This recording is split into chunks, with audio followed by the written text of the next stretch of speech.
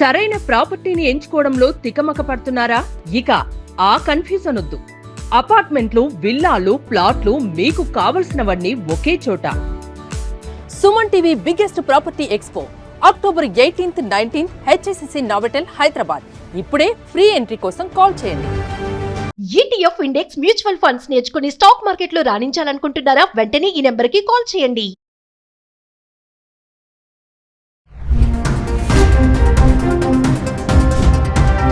నమస్తే, welcome back to Suman TV. కొత్తగా జారీ చేసే H1B వీసాలపై $1,00,000 ఫీజు చెల్లించాలని ఇప్పటికే బాంబు పేల్చిన డొనాల్డ్ ట్రంప్ ఈ వీసాల విషయంలో మరికొన్ని మార్పులకి సన్నద్ధమవుతున్నారు. మరి అమెరికా వెళ్లాలని కలలు కంటున్న భారత విద్యార్థులు, యువ నిపుణులపై దీని ప్రభావం ఎలా ఉండబోతుంది? మరి దీనిపైన మరింత సమాచారం అందించడానికి ఎనలిస్ట్ మందల కృష్ణారెడ్డి గారు ఉన్నారు. సుమన్ టీవీ ప్రేక్షకులకు నమస్కారం. అమెరికా H1B వీసాల విషయంలో మరిన్ని కఠినమైనటువంటి నిబంధనలు విధించే ఆనవాళ్లు కనబడుతున్నాయి.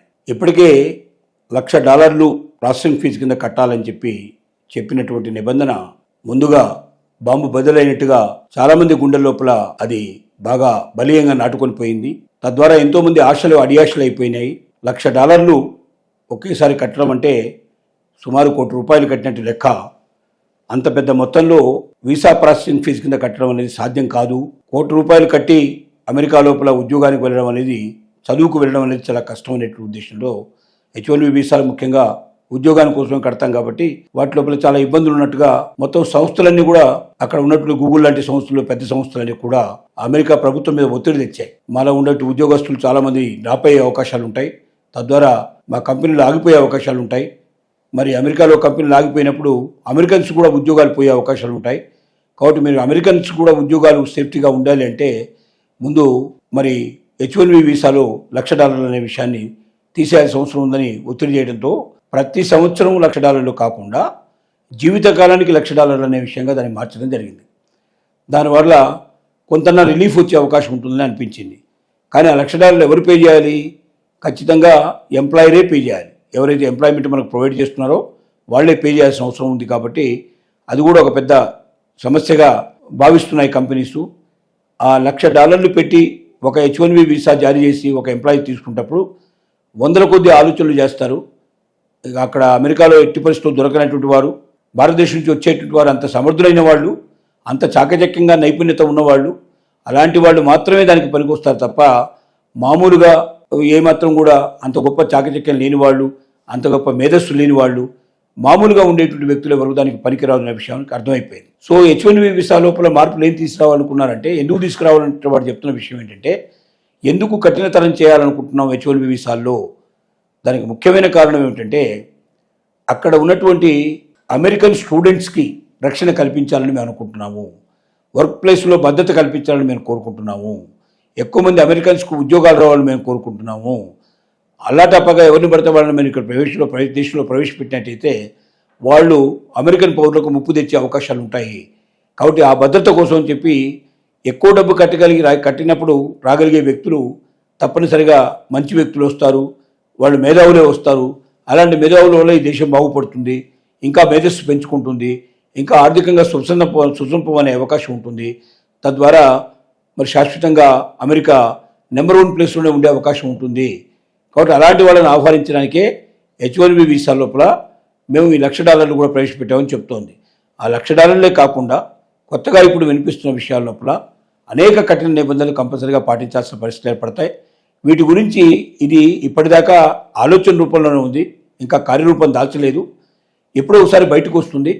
అది బయటకు వచ్చినప్పుడు, దాన్ని చూసినప్పుడు, దాంట్లో ఉండే దాన్ని బట్టి మరి అది ఇతరులకు సాధ్యం అవుతుందా లేదా, ఇతర కంపెనీలు దాన్ని ఒప్పుకుంటాయా లేదా, ఇవన్నీ మనం ఆలోచించాల్సిన అవసరం ఉంది.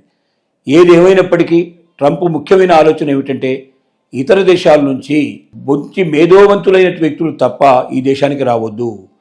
డబ్బు బాగా ఉన్నవాళ్ళు, డబ్బు ఖర్చు పెట్టగలిగే వాళ్ళు, డబ్బుతో ఇక్కడ పరిశ్రమలు స్థాపించగలిగే వాళ్ళు, డబ్బుతో ఇక్కడ అమెరికా నుంచి ఉద్యోగాలు ఇప్పించగలిగే వాళ్ళు, డబ్బుతో అమెరికాని మరింతగా సుసంపన్నం చేసేవాళ్లే కావాలి తప్ప ఇక్కడ డబ్బు సంపాదించుకొని భారతదేశానికి వెళ్ళాలనుకునేటువంటి మధ్యతరగతి వాళ్ళు మాకు అక్కర్లేదు. అలాంటి వాళ్ళని వదిలించుకుంటేనే మంచిది. అలాంటి వాళ్ళని వదిలించుకోవడానికే నేను $1,00,000 అనేటువంటి ప్రపోజల్ తీసుకొచ్చాను అనేది చాలా స్పష్టంగా తెలియజేస్తున్నాడు ట్రంప్.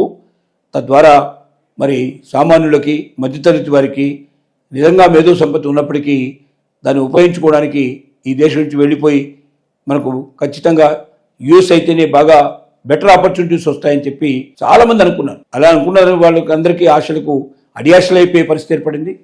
చివరికి ఇప్పుడు ట్రంప్ ఆ $1,00,000 సంబంధించింది 1 year ఉంటుంది. ఇది అంటే సెనెట్లో దీన్ని నెగ్గితే ఖచ్చితంగా మొత్తం మెంబర్స్ అంతా ఒప్పుకొని మెజార్టీ పీపుల్ దీన్ని ఒప్పుకున్నట్టయితే 1 సంవత్సరం పాటు ఇది అమల్లో ఉంటుంది. 1 సంవత్సరం తర్వాత మళ్ళీ దాన్ని రెండోసారి ఆమోదించాల్సి వస్తుంది. ఈ లోపల ప్రభుత్వానికి ఇష్టం లేకపోయినా దాన్ని మార్చుకోవాల్సిన పరిస్థితి ఏర్పడుతుంది. అయితే కొత్త నిబంధన మాత్రం ఈ సంవత్సరం నుంచి అప్లికేషన్స్ ఏవైతే తీసుకుంటారో, అంటే ఇప్పటిదాకా వచ్చిన అప్లికేషన్స్ అయిపోయినాయి, ఇంకా మనకు అప్లికేషన్ ఇచ్చేట్టు టైం రాలేదు కాబట్టి నెక్స్ట్ ప్రాసెసింగ్ టైం స్టార్ట్ అయిన తర్వాత ఖచ్చితంగా $1,00,000 ప్రాసెసింగ్ ఫీజు కడితేనే యూఎస్ లోపలికి ఎంట్రీ ఉంటుంది. ఈవెన్ ఇక్కడ H1B వీసాలు ఇక్కడ వచ్చే అవకాశాలు ఉంటాయి. కాబట్టి అవి కంపెనీలే భరించాల్సి ఉంటుంది. ప్రతి కంపెనీ 1-2 సార్లు చెక్ చేసుకుంటుంది. మేము H1B వీసాతోటి ఎంతమందిని తీసుకురాగలం, ఇంతకుముందు ఉన్నలాగా ఫ్రీగా లేదు కాబట్టి తప్పనిసరిగా పనికిలో మనకు అమెరికాలో దొరకని వాడై ఉండాలి, ఇంత శక్తి సామర్థ్యాలు కలిగి ఉండాలి, ఇంత మేధో సంపత్తి కలిగి ఉండాలి. అలాంటి వాళ్ళని మాత్రమే మనం అమెరికాలోకి అలౌ చేద్దాం. అలాంటి వాళ్ళకు మాత్రమే మనం ఈ $1,00,000 వారికి కట్టి మనం వారికి H1B వీసాలు ఇప్పిద్దామనే ఆలోచనలో ఉన్నాయి. కాబట్టి కంపెనీలన్నీ 1-10 సార్లు ఆలోచిస్తున్నాయి. దీనివల్ల అమెరికాకు వెళ్ళి ఏదో ఒక ఉద్యోగం పట్టుకొని అక్కడ గొప్పవాడు తయారు కావాలని ఆశపడ్డ ఏవైతే డాలర్ డ్రీమ్స్ ఉన్నాయో ఆ డ్రీమ్స్ అన్నీ కరిగిపోయి ఇక మనం అమెరికాకు వెళ్ళలేము, చదువైనా మనం ఇక్కడే చదువుకోవాలి లేదా వేరే దేశాలకు వెళ్ళాల్సింది తప్ప, ఉద్యోగమైనా అక్కడే చేయాలి తప్ప అమెరికాకు వెళ్ళలేము అనే ట్రంప్ ఉన్నంతకాలం అయితే ఇది సాధ్యం కాదు. ట్రంప్ తర్వాత ఏమైనా మార్పులు వస్తే అప్పుడు ఆలోచించాలనే ఉద్దేశంతో చాలామంది మనసు మార్చుకొని వేరే దేశాలకు వెళ్ళిపోతున్నారు. చాలామంది ఈ దేశంలోనే ఇతర అవకాశాలు వెతుక్కుంటున్నారు. తద్వారా అమెరికన్ కళలు మాత్రం పూర్తిగా రద్దు చేసుకునే పరిస్థితి అయితే ఏర్పడింది.